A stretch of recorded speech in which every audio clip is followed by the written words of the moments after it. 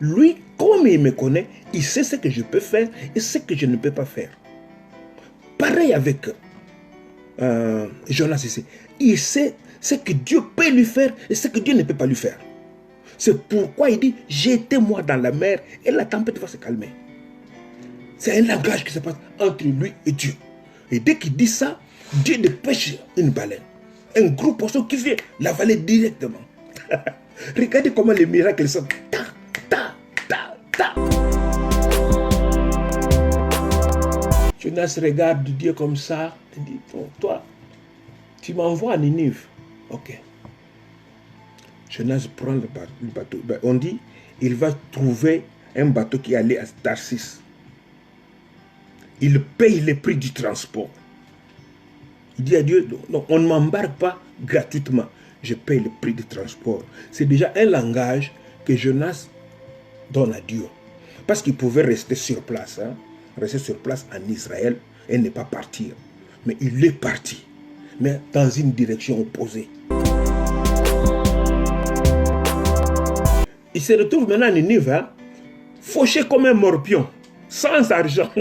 Dieu va dire, on va voir comment tu vas encore payer les transports pour aller à Tarsis. Mais aujourd'hui, sur l'étendue de la terre, il y a combien d'âmes qui ne connaissent pas Jésus-Christ? Et nous plaignons donc dans nos églises, dans les 4 murs de nos églises, nous achetons. Je ne suis pas contre acheter les bâtiments. C'est bien. Mais cela laisse Dieu indifférent. Ne pensez pas que parce que vous avez bâti, vous avez construit un grand temple, que cela Dieu va... Ouh là là là là là. Pasteur Chitoko a construit un temple pour moi. Non, non, non, non. Dieu ne va pas être étonné comme ça. Dieu va être étonné lorsque les âmes seront converties.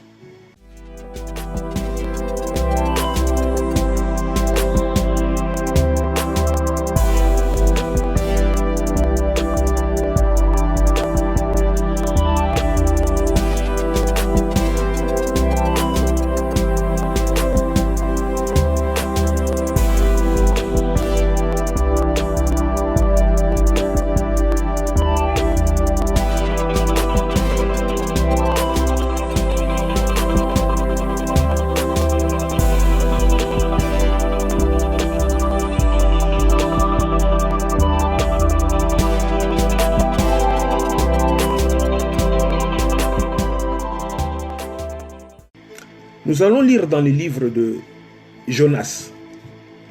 Je vais parler de l'intimité avec Dieu. Alléluia. Intimité avec Dieu. Mais j'ai choisi les textes de Jonas. Beaucoup de gens disent que Jonas est un serviteur qui avait désobéi. Nous allons voir ce qu'il en est au fait.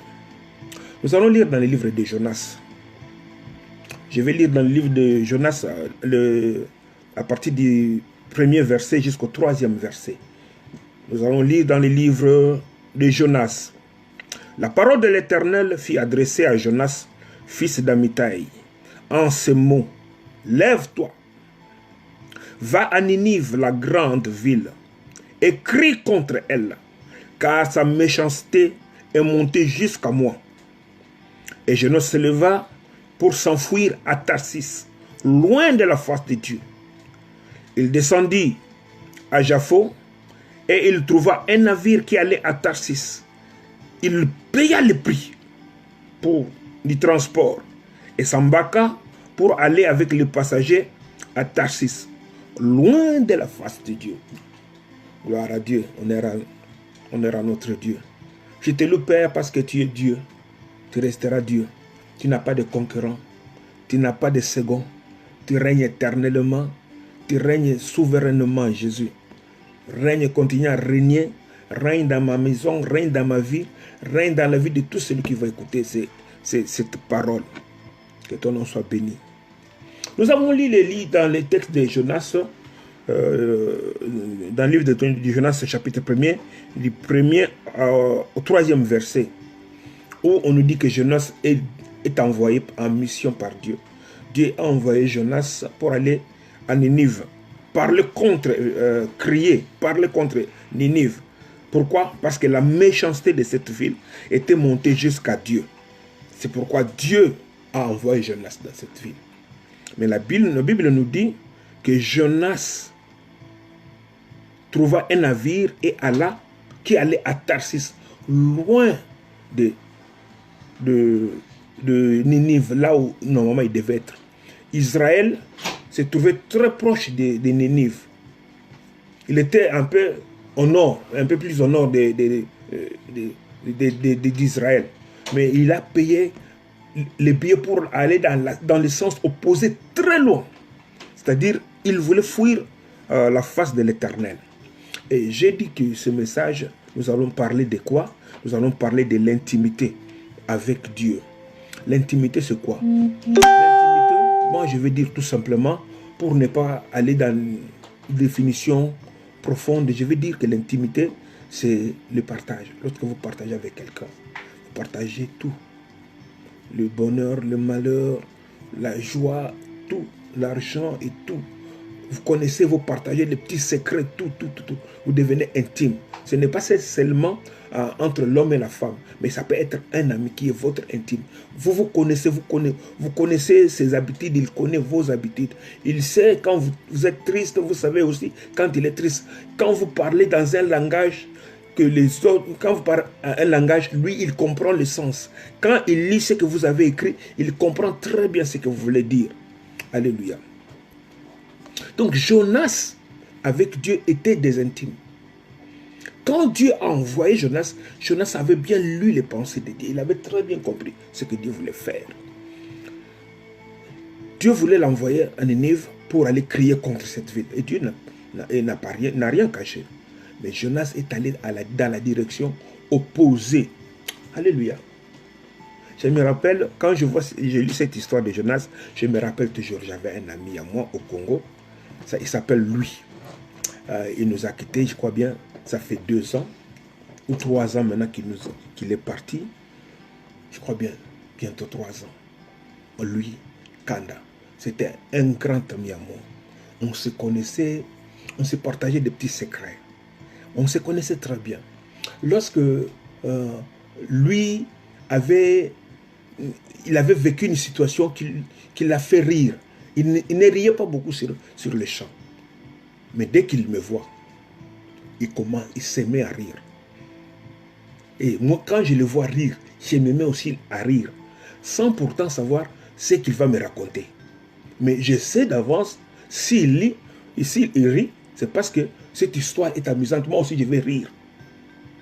Donc lui, il rit, puisqu'il sait déjà que lorsqu'il va me raconter cette histoire, moi, je vais rire. Alors on se met à rire sans qu'il ne dit rien. On se met à rire et après, et lorsqu'il va me raconter l'histoire, on ne va plus rire. Alléluia. On se connaissait, on avait des termes propres à nous, un langage propre à nous. Lorsqu'on disait telle chose, vous pouvez être là, et pourtant on parlait tous en lingala. Et vous pouvez être là, mais ce que vous avez compris, ce n'est pas ce que nous voulions dire. On avait un langage propre à nous, avec de petits gestes, un petit mouvement, un sourire, un regard, un mot, 2 mots, 3 mots, une phrase encore. Et on comprenait ce qu'on voulait dire. Il y avait des trucs qui se passaient là, impossible. Donc, on se connaissait très bien. Donc, lorsque vous êtes intime avec quelqu'un, vous vous comprenez dans vos langages, dans vos habitudes, dans vos agissements. Vous savez, si je fais ceci, il ne va pas être content, il ne va pas accepter. Alléluia. C'est pareil, ce qui se passe avec Jonas ici et Dieu. Alléluia. Quand Dieu envoie Jonas à Ninive, Jonas sait pourquoi. Et Dieu lui a expliqué. Jonas regarde Dieu comme ça et dit, bon, toi, tu m'envoies à Ninive. Ok. Jonas prend le bateau. Ben, on dit, il va trouver un bateau qui allait à Tarsis. Il paye le prix du transport. Il dit à Dieu, non, on ne m'embarque pas gratuitement. Je paye le prix du transport. C'est déjà un langage que Jonas donne à Dieu. Parce qu'il pouvait rester sur place. Rester sur place en Israël et ne pas partir. Mais il est parti. Mais dans une direction opposée. Alléluia. Dieu dit, bon, tu pars, ça va. Tu peux partir, Jonas. Voilà Jonas qui s'embarque. Et le pauvre marin, Ils ne savaient pas la personne qui est entrée là. Pour eux, c'était leur commerce. Ils ont encaissé l'argent, mais ils ne savent pas que la personne qui vient d'entrer là, c'est un problème, c'est un monsieur qui a des problèmes. Alléluia. Jonas entre. Arrivé au milieu de la mer, la tempête commence. Tout le monde est paniqué, sauf Jonas. Alléluia. Lui, il sait ce qui se passe. Hein? C'est un problème entre lui et Dieu. Donc, vous voyez dans le livre de Jonas d'abord, c'est un livre où il y a plein de miracles. Et les miracles sautent comme ça, comme des bonbons. Pam, pam, pam, pam, pam, pam, pam, pam. Et remarquez, les miracles qui se font dans ce livre, ce ne sont pas des miracles qu'on a demandé. Jonas n'a rien demandé à Dieu. Fais tel miracle, fais. Ce sont les miracles qui se suivent eux-mêmes. Parce qu'il s'agit là d'une très grande complicité entre Dieu et l'homme. Alléluia. Et le surnaturel commence à agir et manipulé par Dieu d'une façon extraordinaire. Dieu envoie la tempête, tout le monde panique. Tout le monde est dans la panique, sauf Jonas. Alléluia. Quand il regarde la tempête, il dit, ah bon, donc toi, tu veux me forcer, hein? Alléluia. Ce sont les gens qui se connaissent. Donc toi, tu veux me forcer pour que je retourne à Ninive. Moi, je vais à Tarsis. Je ne partirai pas, tu ne vas pas me forcer. Tu vas voir, tu as envoyé la tempête, non? Tu vas voir ce que je vais faire. Il descend dans la cave, dormir à poignée fermée. Alléluia. Alléluia. Un langage de sourds. Personne ne comprend. Et les marins, les pauvres marins, qui ne savent rien, ils ont commencé à jeter leurs marchandises dans la mer, sans comprendre, sans discernement de ce qui se passe. Beaucoup de gens font pareil, des sacrifices inutiles, sans comprendre quelle est la situation qui se passe. Qu'est-ce qu'il y a au juste? Ce n'est pas parce que Daniel avait jeûné pendant 21 jours que moi aussi je dois jeûner pendant 21 jours. Non, ce n'est pas comme ça. La vie de Daniel, ce n'est pas ma vie. Alléluia. Moi, j'ai une relation personnelle avec Dieu à ma façon. J'ai lu ce que Daniel a vu et cela doit affecter ma vie aussi avec Dieu. Mais je ne copie pas. Je dois avoir une relation personnelle différente de celle que Daniel avait avec Dieu. Chacun doit avoir une relation personnelle, doit vivre une intimité personnelle avec Dieu. Alléluia. Alléluia. Donc, ce qui se passe ici, c'est un dialogue de sourds entre Dieu et Jonas. Il ne se dit rien. Jonas, quand il a vu la tempête, il n'a dit rien à personne. Il n'a pas ouvert la bouche. Il est descendu dans la cave. Il est parti dormir. Et puis il a dormi. Il n'a pas fait semblant de dormir. Il a dormi, je vous dis. Il a dormi. Voilà le marin qui envoie chercher Jonas. Il dit, mais comment toi, nous sommes en danger. Nous avons même jeté nos marchandises. Voilà, les gens qui ne comprennent pas, ils font souvent des sacrifices inutiles. Hein? Parce que pour répondre, Dieu n'a pas besoin toujours que nous fassions des sacrifices. Hein? Des fois, il y a des situations où nous devons connaître de quoi il s'agit et nous faisons ce que Dieu veut pour que la situation s'améliore. Alléluia. Alléluia. Voilà. Ils ont jeté leurs marchandises, mais ils disent, comment toi, tu peux dormir à poignée fermée et que nous traversons la mort comme ça? Ils ont jeté le sort, ça tombe sur Jonas. Il dit, tu vois, toi tu as un problème. Dis-nous la vérité. Alléluia. Dis-nous la vérité. Au fait, Jonas dit, bon, au fait, le problème c'est moi. C'est moi. Donc, c'est moi. Il n'a pas caché. Qui est-il? Voilà, je suis ici, je suis là. Vous voyez, pourquoi? Il sait de quoi il s'agit. Le problème qu'ils avaient, ils n'ont pas compris. Il dit non, le problème c'est moi. Pourquoi? À cause de la complicité, à cause de l'intimité. Il savait que la tempête, c'était lui la cause. Il n'y avait pas de doute dans la tête de Jonas. C'était lui. Pourquoi? À cause de la relation. À cause de la relation. Il ne fait pas des sacrifices inutiles, mais il a une relation solide. Alléluia. C'est que nous manquons souvent. Nous faisons des prières, des temps de prière, beaucoup, nous prions beaucoup, nous faisons des sacrifices, beaucoup de sacrifices, sans avoir une relation avec Dieu. Nous avons une relation avec l'Église, avec notre pasteur, avec les membres de notre Église, mais avec Dieu, non. Nous nous occupons souvent des démons, de chasser les démons, d'envoyer le message. Alléluia. Alléluia.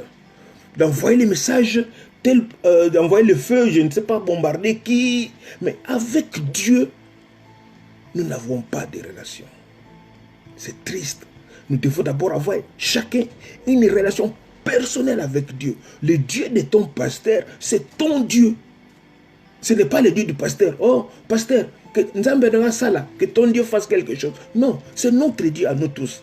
Alléluia. Et de la même façon qu'il aime ton pasteur, de la même façon qu'il t'aime aussi. C'est notre papa à nous tous. Nous devons avoir une relation personnelle avec Dieu. Regardez ces gens, comme ils n'avaient pas de relation, ils ont jeté des marchandises pour rien. Ils ont perdu beaucoup d'argent pour rien. Alléluia. Alléluia. Alléluia. Donc, nous parlons de l'intimité avec Dieu. Alléluia. Intimité avec Dieu. Et lorsque vous avez cette intime, vous connaissez l'habitude de l'autre. Vous connaissez quand celui-là est fâché. Vous savez ce qu'il n'aime pas et ce qu'il aime. Vous le savez.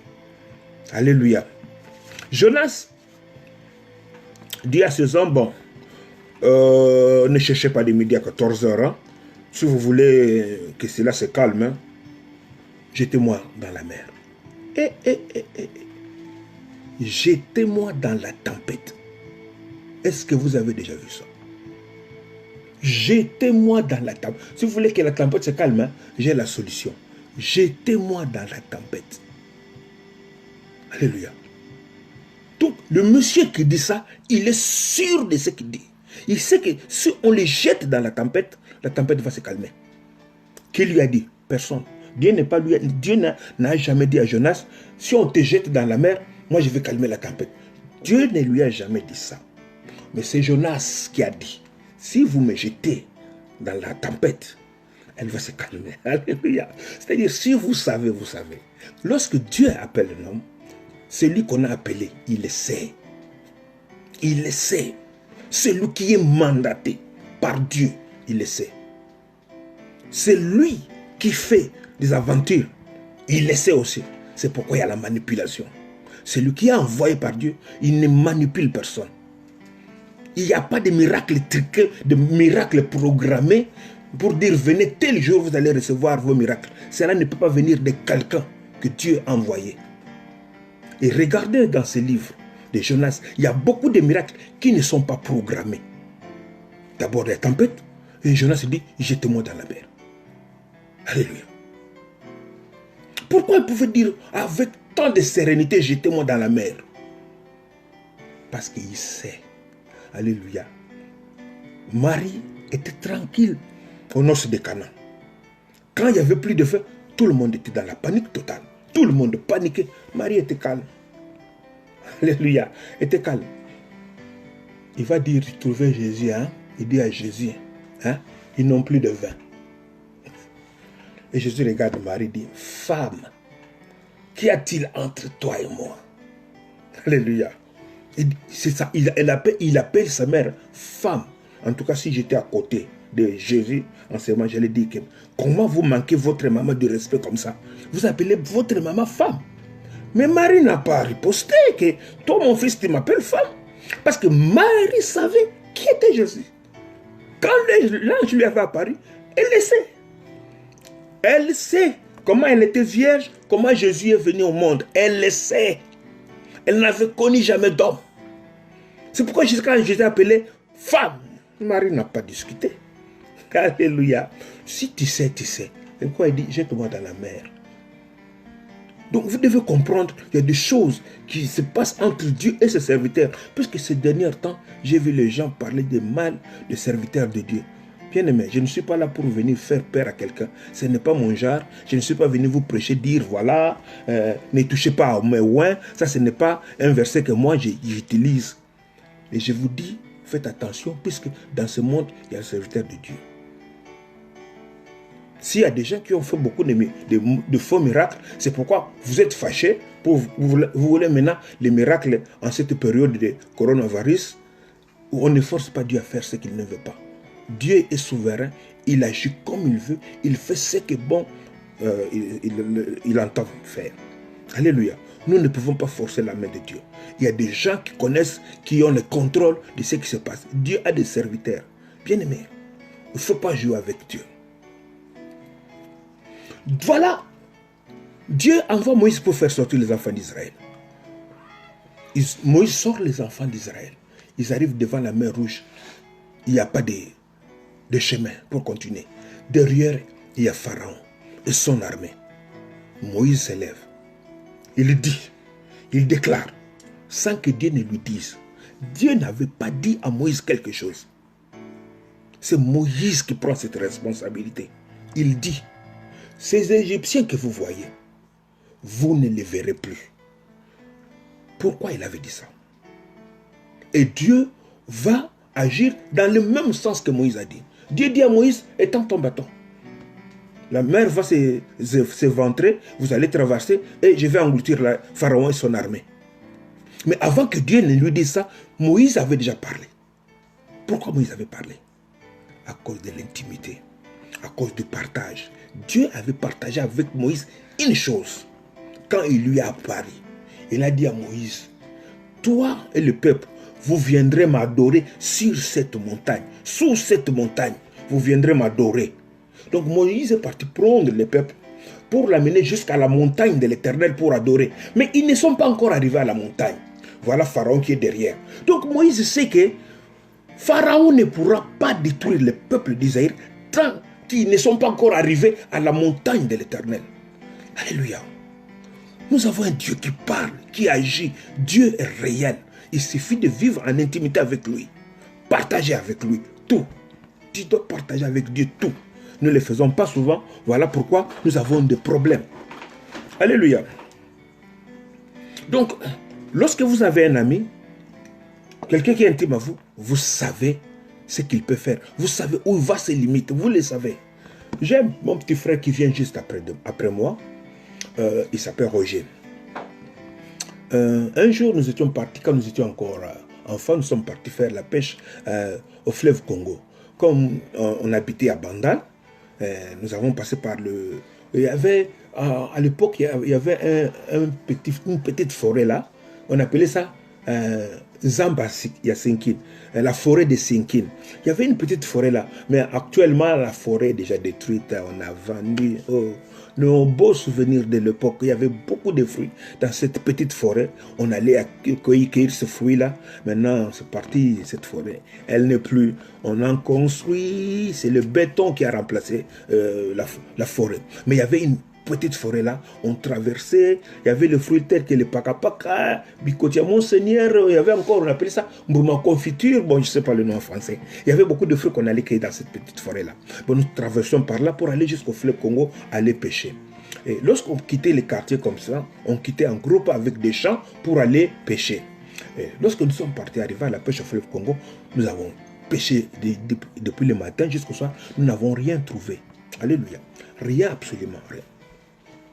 À notre retour, on s'est dit voilà. Mais comme nous n'avons rien attrapé, comment on va dire au quartier? Tout le monde sait que nous sommes partis à la pêche, on ne va pas rentrer les mains vides comme ça. Alors nous nous sommes dit, on va faire un petit mensonge. Dans les quartiers, on va dire qu'on avait pêché un gros poisson, et après, nous l'avons vendu en cours de route, en rentrant sur le chemin de route de retour, nous l'avons vendu, voilà l'argent.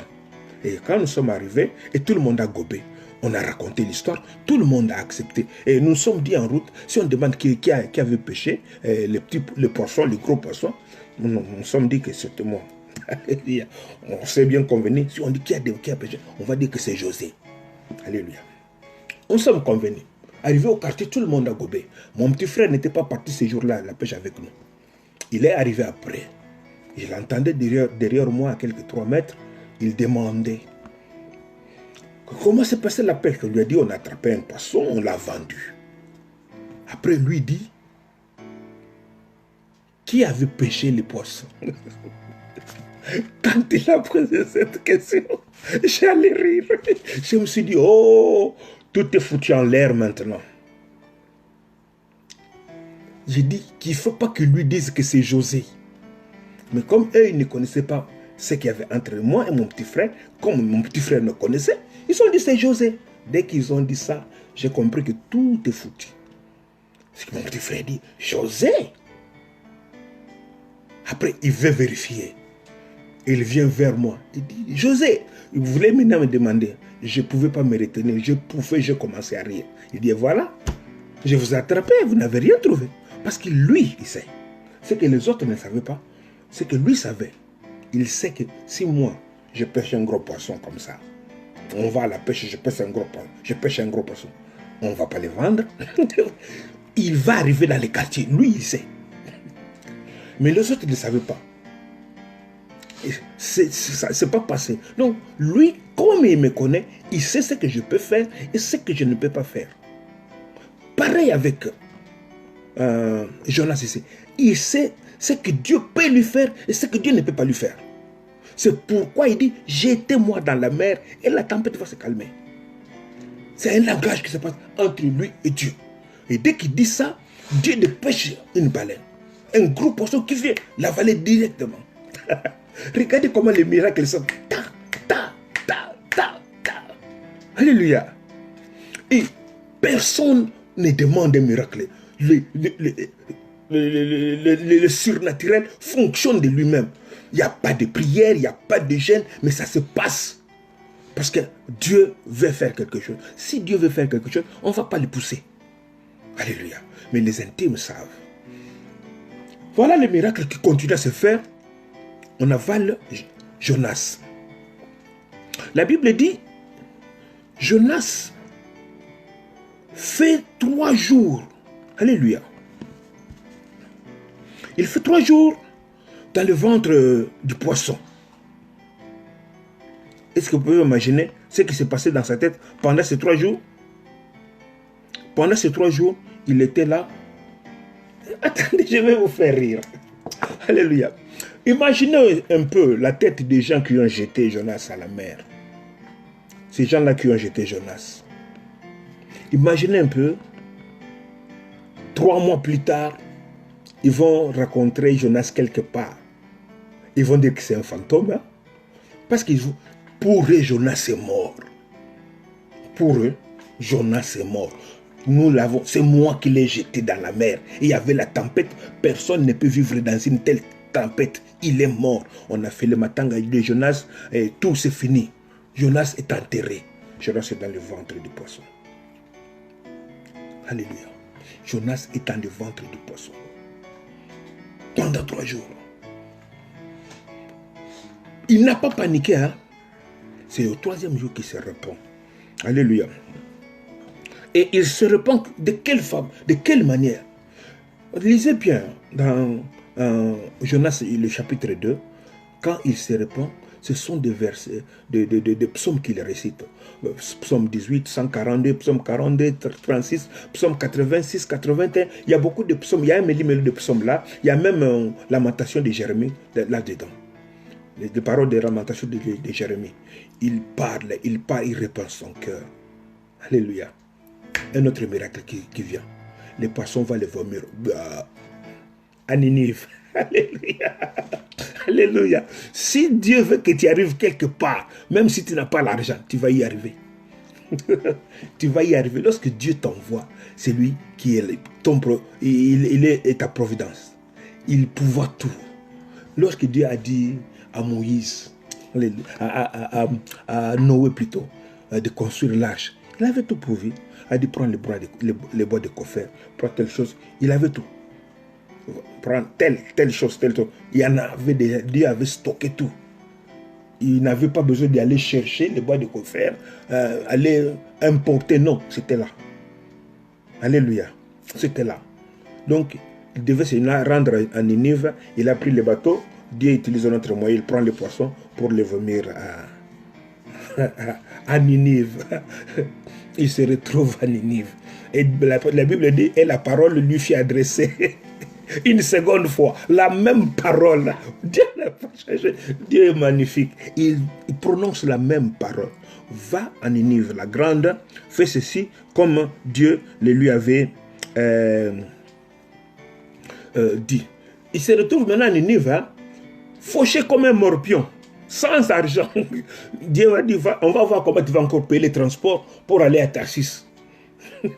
Sans argent, tout. On l'avait jeté, pas avec ce marchandise, on l'a jeté tel qu'il était. Sans argent, il est maintenant à Ninive, il n'avait pas d'autre choix que de prêcher la parole de Dieu. Alléluia. Je bénis mon Dieu. Je bénis mon Seigneur parce qu'il fait les choses si merveilleusement bien. Lorsque Dieu vous choisit, il pourvoit à tout. Il pourvoit des hommes qui vont travailler, qui vont vous aider à accomplir sa vision. Sa vision à lui, c'est quoi? De gagner le monde. Il vous donne ces gens, il vous donne la providence, il met autour de vous des gens capables qui vont comprendre votre appel, qui vont comprendre tout ce que tu vas vivre, qui vont comprendre même votre caractère. Parce qu'il n'y a pas que des serviteurs gentils, il y a aussi des serviteurs qui ont des caractères difficiles. Alléluia. Et Dieu va envoyer des gens comme ça autour de vous pour vous protéger, pour vous aider à accomplir la tâche. Alléluia. Voilà, il est maintenant en Ninive, il prêche la parole de Dieu. Il prêche la parole de Dieu. Ninive était une grande ville. On dit qu'il fallait prendre 3 jours de marche à pied pour parcourir toute la ville. Donc c'était une très grande agglomération. Et il a prêché la parole. Il a prêché. Les gens ont été touchés. Toute la ville a été touchée. Les rois même touchés. Les rois proclamaient un jeune. Que les poules, avec les chiens, les moutons, les enfants, tout le monde a gêné. Et les gens se sont repentis. Alléluia. Je bénis mon Dieu. Je bénis mon Seigneur. Les gens se sont repentis. Et c'est ça les plus grands miracles que nous devons chercher aujourd'hui. Les gens qui doivent se repentir. Les gens qui doivent se convertir. Alléluia. Nous avons besoin de ça, de voir des conversions. Mais qu'est-ce qui se passe aujourd'hui? Nous nous enfermons nous-mêmes dans nos petits coins, dans nos églises. Le même nombre. S'il y a une augmentation, ce sont les gens qui priaient quelque part, qui priaient là-bas, qui viennent maintenant ici. Mais pas de nouvelles âmes. Et l'église est contente. On est là comme ça, on sourit. On dit, hey, tout ça est belé. Non, bien-aimé. La mission n'est pas finie. La mission n'est pas finie. L'intimité avec Dieu, c'est un partage. C'est un partage. Il prend nos problèmes, nous prenons ses problèmes. Il nous comprend, nous les comprenons. Et nous faisons ce qu'il veut. Alléluia. Nous devons arriver à ce point-là où nous faisons avec Dieu des choses, des fois, que lui-même n'a pas dit. Alléluia. Mais nous le faisons selon sa volonté. Nous comprenons sa volonté. Et la volonté de Dieu automatiquement devient notre volonté. Nous exécutons sa volonté sans que lui nous dise quelque chose. Alléluia. Cela est possible. Alléluia. Voilà, Jonas, la ville s'est convertie. Nous allons lire le chapitre 4. C'est le chapitre le plus important pour moi. Chapitre 4, on dit, c'est là de plus fort à Jonas. Mission accomplie. Mais la Bible dit, c'est là de plus fort à Jonas. Et il fut irrité, c'est-à-dire très en colère. Il implora l'Éternel. Et il dit, ah, Éternel, n'est-ce pas ce que je disais quand j'étais encore dans mon pays? C'est ce que je voulais prévenir en fuyant à Tarsis. Car je savais que tu es un Dieu compatissant et miséricordieux, lent à la colère et riche en bonté, et qui te répand du mal. Maintenant, Éternel, prends-moi donc la vie, car la mort m'est préférable à la vie. L'Éternel répondit, fais-tu bien de t'irriter? Alléluia. Voilà, la mission est accomplie. Jonas n'a pas la joie. Il est irrité. Comment pouvez-vous penser qu'un homme peut être irrité contre Dieu? Vous avez déjà pensé cela? Vous avez déjà vu ça? Il y a beaucoup de serviteurs de Dieu qui se sont trouvés dans cette situation-là, bien-aimés. Des fois, vous voulez faire les choses. Vous voulez que ce soit ainsi. Vous suivez la parole de Dieu. Vous suivez les préceptes de Dieu. Vous faites les recommandations de Dieu comme il faut. Mais ça ne marche toujours pas. Et vous vous posez souvent des questions. Vous dites vraiment, Seigneur, est-ce que vous m'avez appelé? Je suis à ma place. Moi, je ne parle pas de ces gens-là qui s'en foutent que ça marche ou ça ne marche pas, puisqu'ils n'ont pas l'appel. Mais les gens qui ont l'appel, ils s'inquiètent souvent. Ils pleurent. De pleurs. Être serviteur de Dieu, c'est de pleurs. De pleurs. De pleurs. Vous allez tous les temps pleurer. Vous allez tous les temps vous lamenter. Puisque lorsque vous vous mettez à prêcher la vérité, vous prêchez pour que les gens changent leur vie. Vous avez des problèmes. Mais si vous prêchez la bénédiction, les miracles, les trucs comme ça, vous allez être tranquille. Lorsque vous voulez prêcher la délivrance, surtout ça, oh là là, vous êtes tranquille, puisque les gens pensent toujours qu'ils sont possédés. Alors là, parce que ça, la prédication de la délivrance, là, de chasser les démons, c'est pour tout le monde. Hein? C'est pour n'importe quel chrétien. Alléluia. Pour enseigner sur la délivrance, chasser les démons au nom de Jésus-Christ. Ça va. Tout le monde peut le faire. Je vous dis, si vous êtes enfant de Dieu, vous pouvez le faire. Et quand vous faites ces choses-là, si c'est pour cela, il y aura des mondes, ne vous en faites pas, vous n'allez pas vous plaindre. Mais si vous voulez prêcher la repentance, si vous voulez prêcher que les gens changent leur vie, que les gens changent leur comportement, que les gens abandonnent leur vie passée, que les gens se transforment, que les gens deviennent humbles, que les gens renoncent à eux-mêmes, que les gens prennent ces charges de leur croix, vous allez pleurer tous les jours. Vous allez pleurer tous les jours. Tous les jours. Lorsque vous verrez, il y a des déceptions terribles dans l'œuvre de Dieu. Vous pouvez vous donner corps et âme pour une personne. Il va vous dire un jour une parole et vous n'allez pas dormir. Les hommes de Dieu pleurent. Vous pleurez la nuit, vous posez des questions à Dieu. Vous m'avez appelé?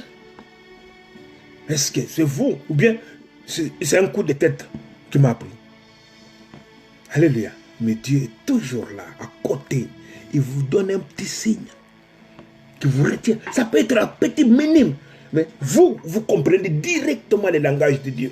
Lorsque vous êtes découragé, vous voulez abandonner Dieu. Peut-être un frère appelle, un coup de fil. Peut-être un événement que vous allez vivre, une situation que vous allez traverser. Vous allez comprendre. Oh, tu es toujours là. Tu es toujours là. Tu es toujours là. Et les plaintes finissent. Mais ce n'est pas fini. Quand ça finit, une autre plainte vient. Un autre problème vient. Un autre problème vient. Ainsi de suite. C'est ça la vie des enfants de Dieu. Alléluia. Il n'était pas content. Pourquoi? Parce que les gens se sont convertis. Ninive la grande est sauvée. Il était irrité. Alléluia. Pourquoi il était irrité? Donc, Jonas, depuis le début, il savait très bien ce que Dieu voulait faire. Dès que Dieu a ouvert la bouche, il dit, je t'envoie à Ninive la grande, alléluia, pour aller crier contre elle. Jonas dit, ah, il veut le sauver. Il veut le sauver. Donc Jonas avait très bien saisi le langage de Dieu. Dieu ne voulait pas détruire Ninive, il voulait sauver Ninive. Voilà pourquoi Jonas ne voulait pas. Il dit, je savais. Il dit, ce n'est pas ce que j'écris. Lisez. Il dit, ah bien, n'est-ce pas ce que je disais quand j'étais encore dans mon pays? Donc avant de sortir d'Israël. Donc il se disait, ah, il veut sauver ces gens-là. Lui n'était pas content. Alléluia. C'est ce que je voulais prévenir en fouillant. Donc il dit non. Donc quand il partait à Ninive, c'est-à-dire les messages qu'il disait à Dieu, il dit non, Seigneur, pas ces gens-là. Non, pas eux. Alléluia. Pas eux. Il dit c'est pour ça que je voulais prévenir en fouillant à Tarsis, car je savais. Alléluia. Car je savais. Car je savais. Ils savaient ce que Dieu est capable de faire. Parce qu'ils étaient intimes. Ils connaissaient le cœur de Dieu. Il dit, parce que je savais que tu es un Dieu compatissant et miséricordieux, lent à la colère et riche en bonté. C'est-à-dire, malgré tous les maux qu'ils sont en train de faire là, tout ce qui s'est passé à Ninive, mais je sais que toi, tu vas les pardonner.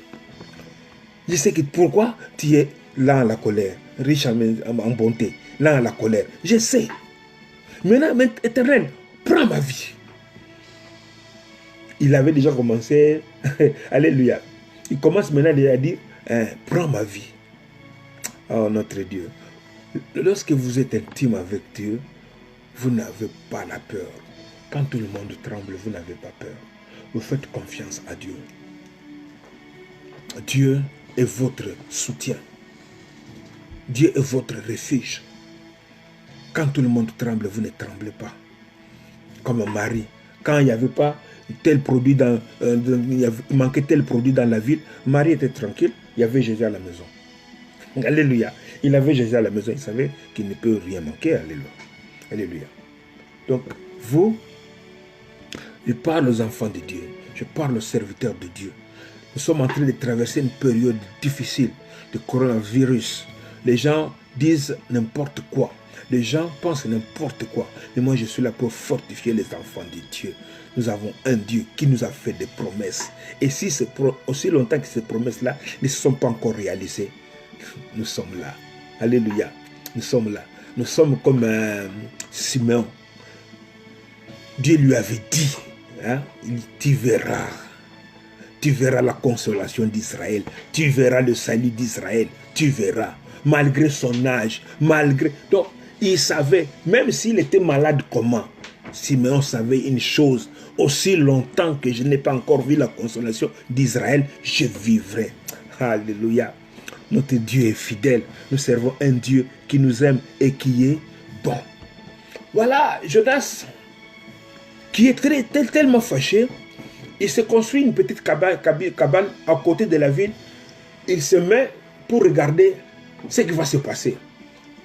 Il s'est dit, je vais voir, est-ce que ces gens vraiment se sont repentis ou quoi? C'est une blague ou bien quoi? Il était en train de regarder. Et ce n'est pas encore fini. Un autre miracle. En une seule journée, le Seigneur fait pousser un ricin qui pousse de feuilles jusqu'à couvrir Jonas. Il était sous l'ombre. Et c'est la seule fois qu'on nous dit que Jonas a souri. Il était joyeux. Un autre miracle. Jonas n'a pas demandé ça. Jonas n'a pas... Dieu sait ce que Jonas... Ce qu'il allait faire plaisir à Jonas. Dieu sait. Il avait ressenti une grande joie à cause de ce ricin. Dieu, s'il veut te donner quelque chose, il va te donner ce que ton cœur désire. Souvent, nous convoitons. Tel à tel ceci, je convoite, je demande par convoitise. Mais lorsque Dieu nous donne, il nous donne ce que nos cœurs désirent. On dit que Jonas était dans la joie. Dieu connaissait Jonas. Il dit en ce moment, il a besoin de ça. Il fait pousser un raisin. En une journée, les raisins croient et couvrent Jonas. Alléluia. Alléluia. Jonas a ressenti une très grande joie pour cela. Et Dieu envoie un ver pour tuer les raisins qui avaient poussé. Les raisins n'étaient pas là. Dieu. Encore un autre miracle. Il envoie les raisins. Encore un autre miracle. Il envoie un vent chaud. Alléluia. Alléluia. Notre Dieu magnifique. Il envoie un vent chaud pour chauffer Jonas. Aïe. Jonas maintenant s'emporte. Il est tellement fâché. Alléluia. Il s'irrite encore davantage. J'aime cette conversation. Verset 7, 4, Jonas 4, verset 7. Mais le lendemain, à l'aurore, Dieu fit venir un ver qui rongea les ricins. Et les ricins sécha. Au lever du soleil, Dieu fit souffler un grand vent chaud d'Orient. Et le soleil frappa la tête de Jonas. Au point il tomba en défaillance. Il demanda la mort et dit, la mort m'est préférable à la vie. Alléluia. Ah, Dieu avec ses serviteurs. Quand vous êtes serviteur de Dieu, vous êtes dans son amour. Alléluia. Il y a des choses que vous vivez que les autres ne vivent pas. Ça, c'est Dieu avec lui. Il n'y a personne. Ils sont à deux. Ils sont à deux. Alléluia. Ça se passe entre les deux. Oh mon Dieu, mon Dieu. Un dialogue entre le ciel et la terre. Je voudrais vraiment être à la place de Jonas. Dieu dit à Jonas, fais-tu bien de t'irriter à cause du ricin? Écoutez ce qu'il dit. Il répondit, j'ai fait bien de m'irriter jusqu'à la mort. Oh God. Alléluia. Il dit, j'ai fait bien de mériter jusqu'à la mort. Alléluia. Est-ce qu'un homme peut parler avec Dieu comme ça? Ce sont des gens qui se connaissent bien, qui se comprennent. Alléluia. Jonas, Dieu sait combien de fois il a envoyé Jonas en mission, faire ceci. Il sait la vie de Jonas, comment il a été fidèle avec lui. Dieu sait. Dieu n'oublie jamais les sacrifices de ses serviteurs. Il ne l'oublie jamais. Si vous êtes fidèle avec Dieu, Dieu sera fidèle avec vous. Si vous êtes fidèle avec Dieu, Dieu sera fidèle avec vous. On ne se moque pas de Dieu. Dieu est grand. Dieu est merveilleux. Il est magnifique. Il faut lui faire confiance. Il dit, tu fais bien de te dire, oui, je vais mériter comme ça jusqu'à la mort. Alléluia. Au fait, pourquoi Ninive, pourquoi Jonas s'était irrité? Ninive, c'était la capitale de la Syrie. Nous savons tous que les Assyriens étaient des ennemis, les ennemis d'Israël. Maintes fois, ils ont assiégé Israël. Et Jonas était le premier prophète à être envoyé hors d'Israël. Alléluia. Il était le premier prophète à être envoyé hors d'Israël. C'est-à-dire vers les gens qui étaient ennemis d'Israël. C'est pourquoi il ne voulait pas que ces gens-là soient sauvés. Alléluia. Pourquoi? Parce que c'est là où l'évangile de Jésus intervient. Parce que dans l'Ancien Testament, il était écrit œil pour œil, dent pour dent. Alléluia. Mais quand Jésus est venu, il a dit dans Matthieu 5, il vous a été dit œil pour œil, dent pour dent. Mais moi je vous dis, c'est-à-dire à partir de maintenant, j'installe autre chose. Aimez vos ennemis, priez pour ceux qui vous persécutent. C'est là où les problèmes persistent jusqu'à aujourd'hui. Nous ne prions que pour les gens que nous connaissons et qui nous aiment. Les gens que nous aimons et qui nous aiment aussi. C'est ça l'église d'aujourd'hui. Or, Jésus nous dit de prier pour les gens qui nous persécutent, d'aimer nos ennemis. Alléluia. Le message qui était prêché à Israël, c'était œil pour œil, dent pour dent. Et Moïse devait rassembler les enfants d'Israël en Israël. Mais quand Jésus est venu, il a dit, non, ne restez pas Israël, allez aux extrémités. Le message que Dieu avait pour Ninive était un message d'amour. Que malgré que le païen, à l'époque, Ninive, ce n'était pas les enfants de Dieu, malgré qu'ils étaient des païens, Dieu voulait faire savoir, c'était une projection des choses à venir, que les païens allaient bénéficier de la grâce s'ils repentaient leur cœur. Alléluia. Alléluia. Jonas a fait 3 jours dans le ventre du poisson. Comme Christ a fait 3 jours au sein de la terre. Quand Christ est ressuscité, Jonas est venu à Ninive. Christ maintenant n'était plus seulement pour les Juifs. Parce qu'au début, Christ dit, je n'ai été envoyé que pour les brebis égarées d'Israël. Maintenant, après sa mort, il n'est pas seulement pour les brebis égarées d'Israël, il est pour tout le monde. Même vos ennemis, même ceux que vous appelez les Ndoki là, les gens que vous appelez les Ndoki, qu'ils soient Ndoki ou pas, vous devez les aimer et prier pour eux. Or, aujourd'hui, dans nos églises, ce n'est pas un message d'amour que nous prêchons. Nous prêchons le message contre nos ennemis. Eh ben, ennemis, non. Tes ennemis vont voir comment Dieu va t'élever. Tes ennemis, moi je me pose toujours la question de savoir, mais quel ennemi? Quel ennemi nous, les enfants de Dieu, nous avons? Nous n'avons pas d'ennemis.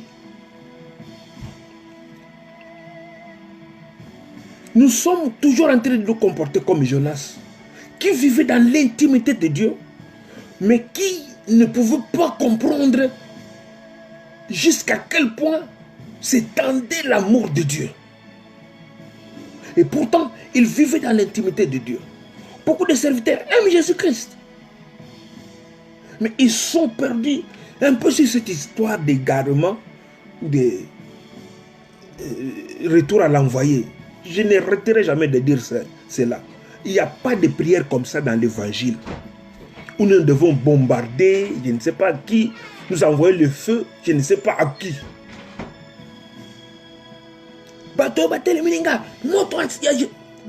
C'est une prière que Jésus ne va jamais exaucer.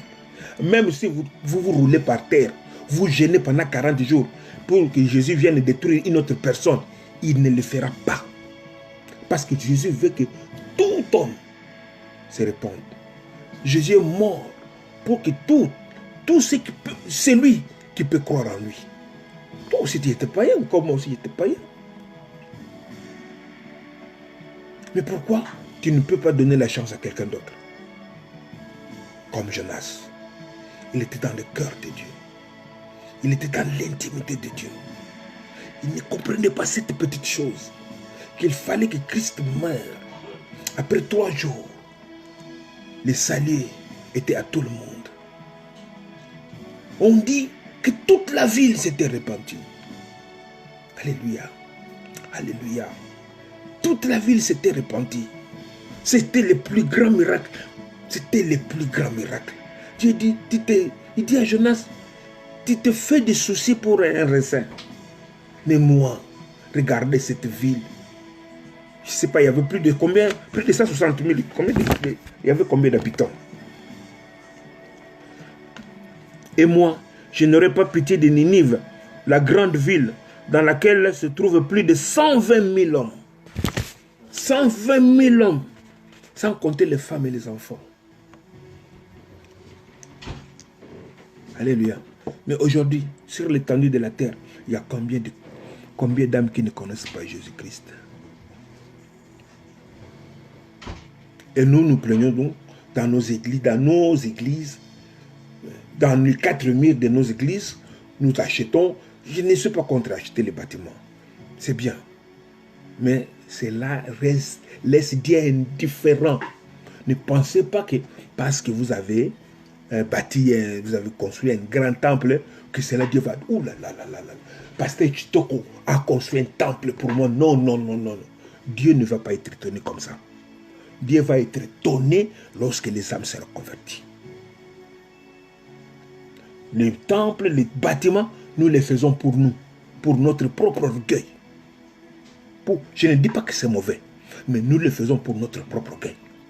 Et des fois, lorsque nous bâtissons cela, nous oublions maintenant la souffrance des hommes, des pauvres, pour bâtir pour Dieu. Nous bâtissons pour Dieu en oubliant la souffrance des hommes. Or, Jésus-Christ a dit ceci. En ce jour-là, je vous dirai. Il n'a pas dit, n'avez-vous pas bâti des maisons pour moi? N'avez-vous pas bâti des temples pour moi? Il dira, j'étais nu, j'avais soif, j'avais faim, j'étais malade. Voilà les choses que nous devons nous attacher. Alléluia. Nous devons arrêter avec cet évangile de retour à l'envoyé. Parce que quelqu'un est sorcier, nous les haïssons. Nous n'avons pas le droit d'haïr. Même si on nous fait du mal, nous devons bénir. Jonas, il était contre les Assyriens à cause du passé, de ce qu'ils ont fait subir à Israël. Alléluia. Donc, depuis le début, il avait compris que Dieu voulait sauver les païens.